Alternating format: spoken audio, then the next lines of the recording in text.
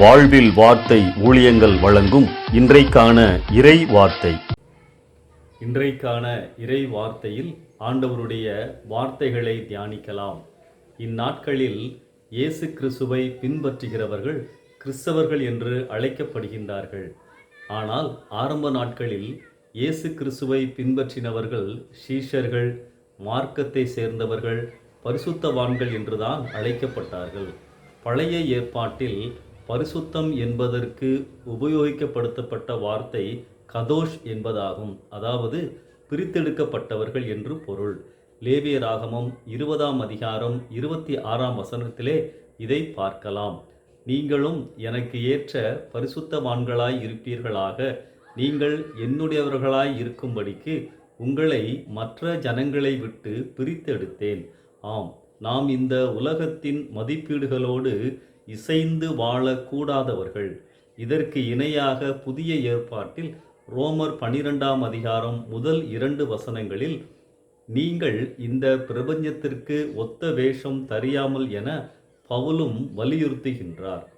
புதிய ஏற்பாட்டில் விசுவாசிகள் பரிசுத்தவான்கள் என அழைக்கப்பட்டார்கள்.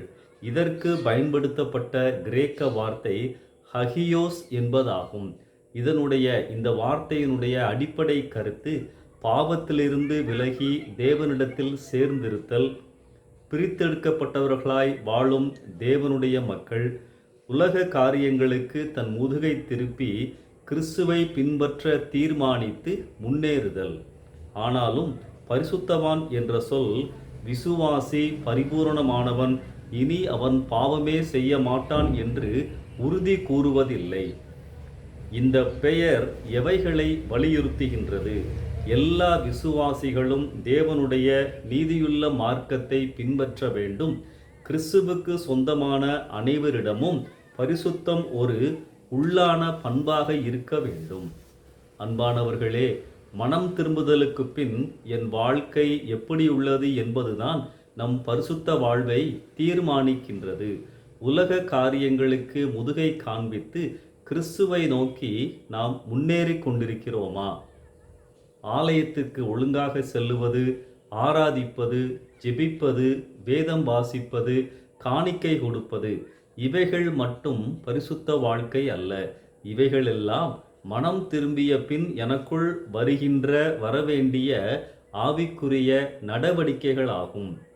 பரிசுத்த வாழ்வின் ஆரம்பம் மனம் திரும்புதல், பாவத்தை விட்டுவிட்டு இயேசுவோடு இணைதல்.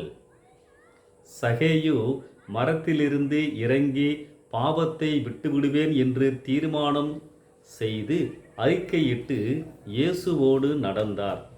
இந்த மனம் திரும்புதலின் ஆரம்பம்தான் பரிசுத்தவானாய் மாறியிருப்பதின் அடையாளம். இயேசுவின் சாயலை, குணங்களை பிரதிபலிப்பதுதான் பரிசுத்தராய் இருக்கிறேன் என்பதற்கான அடையாளமாகும். ஒரு முறை ஊழியக்காரர்களாய் கூடியிருந்த சபையில் ஒருவரை ஒருவர் அறிமுகப்படுத்துகின்ற நேரத்தில் தன்னுடைய முறை வரும்பொழுது மார்ட்டின் லூத்தர் இவ்வாறு கூறினாராம்: ஐ ஆம் மார்ட்டின் லூத்தர், எ ரெடீம்டு சின்னர். நான் மார்ட்டின் லூத்தர், ஒரு மீட்கப்பட்ட பாவி. ஆம், இப்படிப்பட்டவர்கள்தான் பரிசுத்தவான்கள்.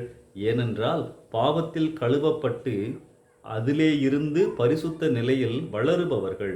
அன்பானவர்களே, இந்த அனுபவத்தோடு நாம் காணப்படுகிறோமா? பரிசுத்தவான்களுக்குரிய அடையாளங்கள் நம்மில் உண்டா? இந்த சிந்தனையோடு இந்த நாளை ஆரம்பிப்போம். கர்த்தர் உங்களை ஆசீர்வதிப்பாராக. ஆமென்.